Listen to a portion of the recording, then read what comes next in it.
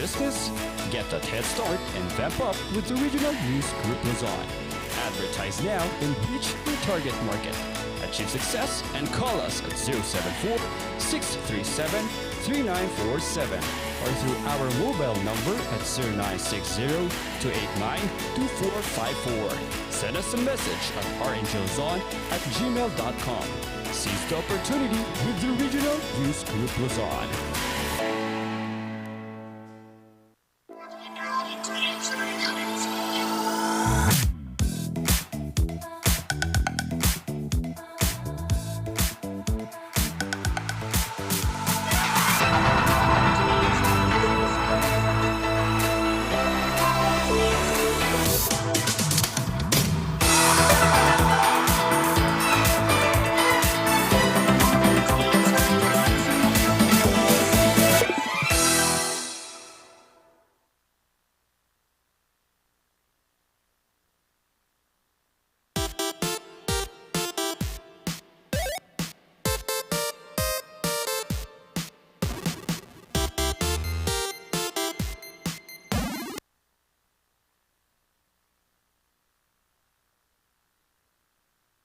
A new player in business? Get that head start and vamp up with the Regional News Group Luzon. Advertise now and reach your target market. Achieve success and call us at 074-637-3947 or through our mobile number at 0960-289-2454. Send us a message at rngluzon@gmail.com. Seize the opportunity with the Regional News Group Luzon.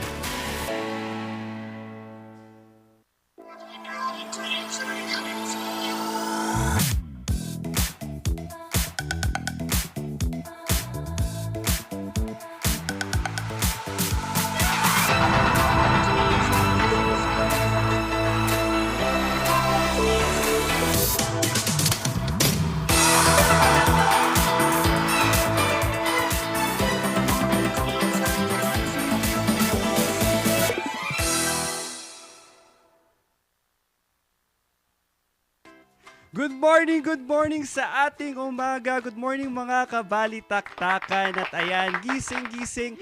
Bangon-bangon na po kayo ngayong umaga at syempre dagdagan na rin ng exercise, a little bit of prayer, and magpasalamat po tayo ngayong umaga. At yan, once again, ako po ulit si Jason Andaya, ang iyong Tairaki Babe. Sabi nga nila, nakakalungkot lang ngayong araw, no? Dahil sabi nga nung kasama ko, sabi nga ni Peter in the house na kung may umaalis, may bumabalik. Pero, may makakasama ako ngayong umagang ito. Hayaan na natin siyang magpakilala. Hello! Good morning sa ating lahat. Ako po Lynette Iris Paed. Pansamantala po ninyong makakasama ngayong umagang ito. Good morning, Jason. Good morning naman. Parang hindi ka naman malungkot today. Hindi ka mag-isa, sasamahan kita. Ayan, salamat at kahit papaano ay may dumadamay. Nakakaramay pa rin. Alam mo, kahit na hindi ako isang morning person, kahit na mamaya pa sana ako gigising. O sige, para sa'yo, gumising ako ng maaga. Sana all para sa'yo. Gusto mo ba yan? May naman. gumigising na para sa'yo? Kasi... Dati.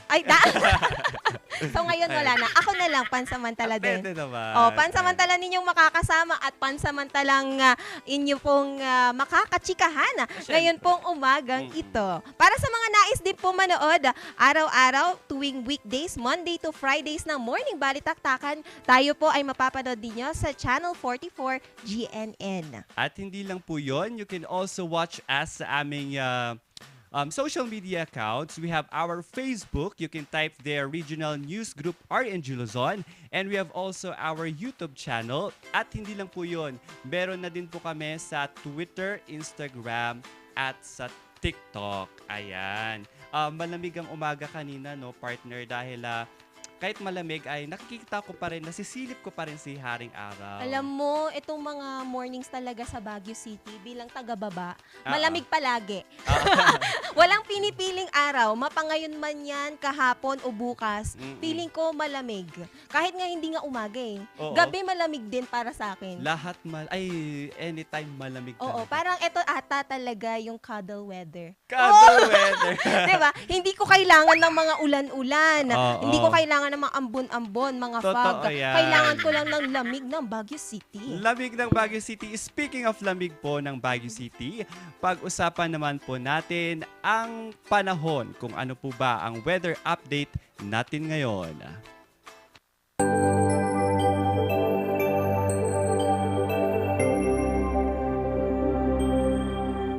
Yan, ngayon pong umaga, Friday po, ang lowest temperature po natin ay 18 degrees Celsius at ang highest temperature po natin ay 25 degrees Celsius. At umakyat po si Haring Araw ng 5:25 ng umaga at lulubog naman po siya ng 6:25 p.m. Ayan po ang ating weather update. Ayan. Para naman sa ating posibleng pananalasa nitong bagyong Mawar, update lang din tayo. Lalo pang lumakas ang bagyong Typhoon Mawar ngayong umaga at may dalang malakas na hanging abot sa 215 kilometers per hour malapit sa gitna at pagbugsong aabot sa 265 kilometers per hour ayon yan sa Pag-asa. Kasalukuyan itong kumikilos sa pakanluran sa bilis na 20 kilometers per hour. Inaasahan papasok ito sa Philippine Area of Responsibility o PAR mamayang gabi o bukas ng umaga at tatawagin itong Betty. Sa kabila ng pagpasok nito sa PAR, wala pa rin itong direktang epekto sa Pilipinas hanggang bukas. Ayan. So mag-ingat-ingat pa rin po tayo kahit papaano, no? Oo, ngayon po na wala pa tayong nararanasan na epekto nitong bagyong Mawar o tatawagin na bagyong Betty, kailangan mag-ingat-ingat na tayo. Ngayon pa lang naghahanda na dapat tayo, Oo, partner. dapat ready pa rin tayo sa mga sinasabi ko nga na palagi na i-ready ang ating go bag. Andiyan ang mga importanteng dokumento, ready to eat, mga chargers, Ikaw ba na-ready mo cellphone. na ba yung mga yan? I'm always ready. Dapat gano'n.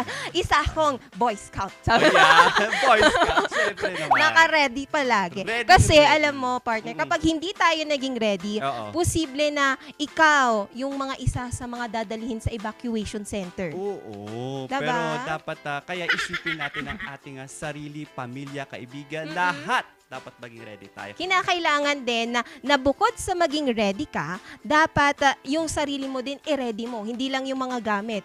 Kasi alam mo na nga na merong bagyo na papasok dito sa ating bansa. Bagamat hindi ito direktang tatama magla-landfall dito sa may Baguio City sa Cordillera, kinakailangan na yung mga kagamitan ninyo ready. Ikaw sa sarili mo ready ka, yung mga genset ninyo, yung mga rechargeable ninyong mga ilaw, yung mga kandila, yung inyo pang ibang mga kinakailangan na i-ready ay maihanda nun niya. Ayan. Ngayon pa lang na wala pang pag-ulan. Oo, at maiba naman tayo, partner, no? Para hindi tayo masyadong nag-iisip sa pag-uulan.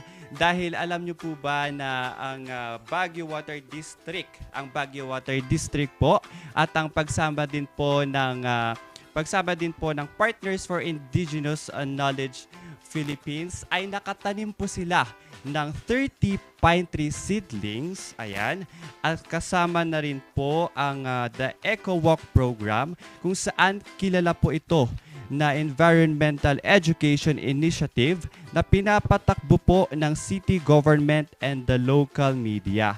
Sila po ay nagbabalik upang magkaroon po ng tree planting event to coincide with the commemoration of Biodiversity Day in 2023 sa Busol Watershed. Hindi lang po yon dahil ang The Eco Walk Children's Program ay nagsimula po ng 1992 as a children's environmental awareness na initiative po by the late journalist, environmentalist at iba pa. At hindi lang po yun, no? At ang mga kabataan din po ay sumasali para maintindihan po nila ang value po ng environment. From walking to running naman tayo. Dahil dito sa lungsod ng Dagupan, may bago pong ipinapanukala ang Baguio City Council ng mga new regulations and policies regarding po dito sa pagsasagawa po ng iba't ibang mga food-related activities. Gaya na lamang ng trail running, marathons at mga fun runs. Maging yung mga duathlons, triathlons, mga cycle races at iba pang pang mga events ay kinakailangan na sila po ay makipag-ugnayan na pag ito po ay naipasa na ng Baguio City Council para yung mga posible na maging sagabal doon sa ating daloy ng trapiko maiwasan. So kinakailangan na kapag ito po ay naipasa, yung ating po mga race directors and organizers ay makipag-ugnayan sa ating Baguio City Council and sa mga magiging organizers kapag naipasa na ito pong ordinansa na ito para lahat ng mga food-related mga events, maiwasan din yung mga fly-by-night schemes. Itong ordinansa na ito, aprobado na sa first reading. Kaya sa mga susunod pang mga session ng Baguio City Council, posible itong maipasa sa second and third reading. Ayan. Dahil marami pa tayong pag-uusapan na mamaya, partner, no? Madami pa tayong pag-uusapan. At para mas